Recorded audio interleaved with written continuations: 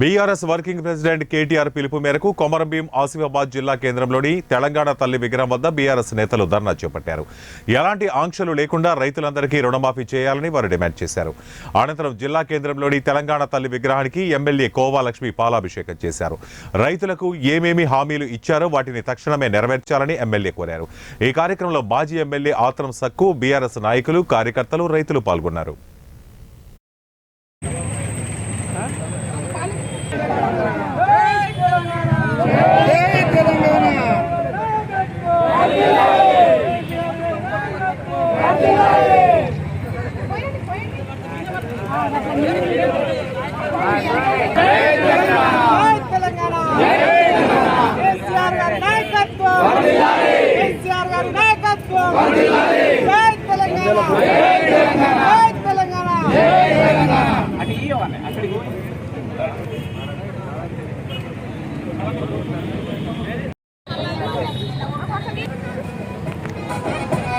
madam